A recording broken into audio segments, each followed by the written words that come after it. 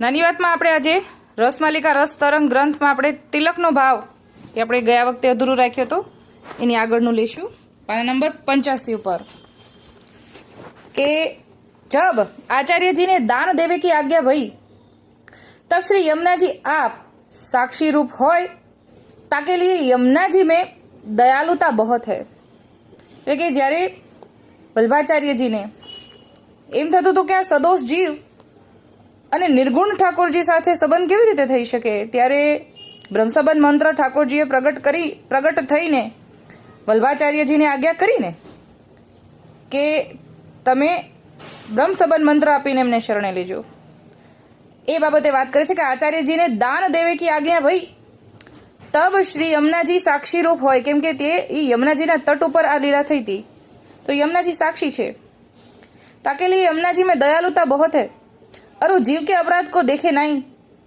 श्री यमुनाजी के युद्ध को जो जीव है सो सब यमुनाजी के भाव से जुगल रेखा को तिलक धारण करे। એટલે આપણે આની પહેલા આવ્યું કે જુગલ સ્વરૂપનું ભાવથી બે રેખાનું તિલક કરવાનું છે।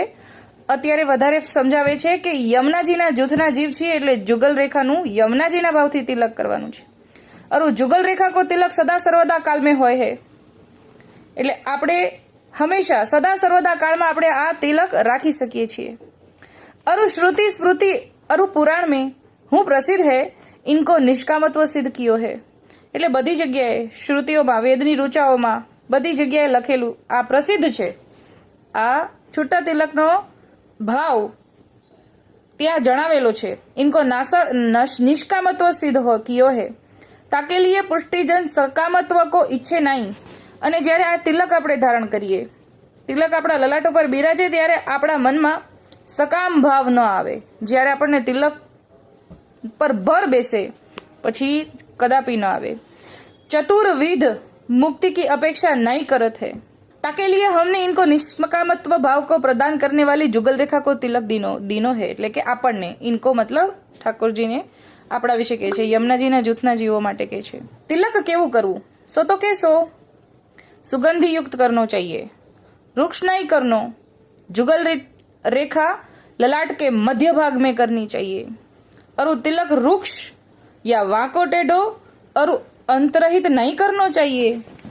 એટલે વૃક્ષ એટલે તેલ વગરનું નહીં, તેલ વાળું તિલક જોઈએ, આડું અવળું પણ નહીં, વાંકો ટેઢો પણ નહીં, અને અંતરહિત કરવાનું એટલે કે સીધું કરવાનું, એમાં કઈ પાછું છેડા બાંધવાના નથી। पतिव्रता अपने सुहाग को छुपावे नहीं, जाके ललाट में जुगल रेखा को तिलक है या जीव ऊपर श्री यमुना जी बहुत प्रसन्न होते हैं। એટલે કે જે પતિવ્રતા સ્ત્રી હોય ને એને મંગળસૂત્ર અથવા તો સેથો પૂરેલો હોય જ કે છુપાવવાની જરૂર નથી, એ તો શાંતિ પ્રેમથી કરતી હોય। એવી રીતે જ આ જુગલ રેખાનું તિલક આપણે એવા ભાવથી છુપાવવાની જરૂર નથી, ભાવથી આપણે આપણા લલાટ ઉપર તિલક કરવું જોઈએ। એવા જીવ ઉપર यमुनाजी ખૂબ જ પ્રસન્ન રહે છે। और यमदूत स्वप्न में या जीव के पास नहीं जा सकते।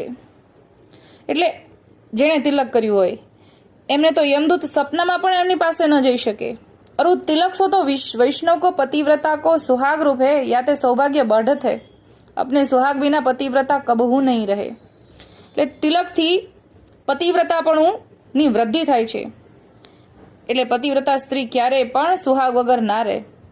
હવે બાંધ્ય તિલક વિશે સમજાવે છે, ભેદ સમજાવે છે કે અરુ બાંધ્ય તિલક હે સો સર્વદા કાલ में હું ધારણ નહીં હોત है।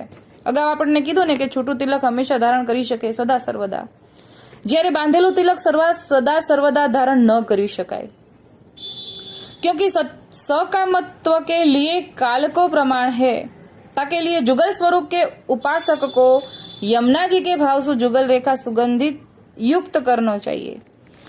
એટલે જે બાંધેલું તિલક છે એ સર્વદા કાળમાં ન ધારણ કરી શકાય, કેમ કે એ સકામત્વ માટે કાળનું પ્રમાણમાં આવી શકે એવું સમજાવે છે કે સકામત્વ કે લીએ કાલ કો પ્રમાણ હે, એટલે કે એમાં કાળનું પ્રમાણ છે, સમય બાદ સકામત્વ ભાવ અને સમય બાદ કરે છે એમાં। जुगल रेखा को तिलक सो तो रस रूप अरु रसात्मिक पुष्टि पुरुषोत्तम को मिलावे है। એટલે આ તિલક આપણને ઠાકોરજી સાથે મળાવશે। हमारी सृष्टि ने जुगल रेखा ही धारण करनी चाहिए, सो हमारी आज्ञा है। जुगल रेखा करने वाले जीव को रास की प्राप्ति बेगे होय है, એટલે કે જેણે આ જુગલ રેખાનું તિલક રોજે લલાટ ઉપર કરે એને રાસની પ્રાપ્તિ જલ્દી થાય।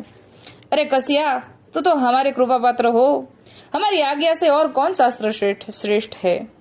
એટલે કે ઠાકોરજીએ કીધું એ આપણા માટે શાસ્ત્ર, પછી આપણે બીજું કાંઈ જોવાનું નથી। જો પદાર્થ અમને દીનો હે તમે સંદેહ કહા હે, એટલે કે અમે જે તમને આપ્યું છે એમાં તમારે સંદેહ કરવાની જરૂર નથી। तुम सब यमुना जी के जुद के जीव हो तको अंगीकार हमने कियो है, એટલે તમે બધાય યમુનાજીના જૂથના જીવ છો અને એનો અંગીકાર કોણે? અમે પોતે કર્યો છે। શ્રી યમુનાજી કે ઠकुरानी घाट को महात्मा जान के जो जीव ने एक बेर पैपान कियो सो निहाल भयो जानो ताके अंगीकार की चिंता हम करत है। એટલે એક વખત આપણે યમુનાજીનું પેપાન ભાવથી કરીએ, અગર ભલે એક જ વાર પણ જો ભાવથી કર્યું તો એ જીવ નિહાલ થયો સમજવો। હવે એના અંગીકારની ચિંતા તો અમે કરીએ છીએ। તાતે નિહાલ કહ્યો, એટલા માટે એને નિહાલ કહી દીધું કે જે ભાવથી યમુનાજીનું પૈપાન કરે છે એની તો ચિંતા ઠાકોરજી કરે છે, એટલે નિહાલ શબ્દ વાપર્યો।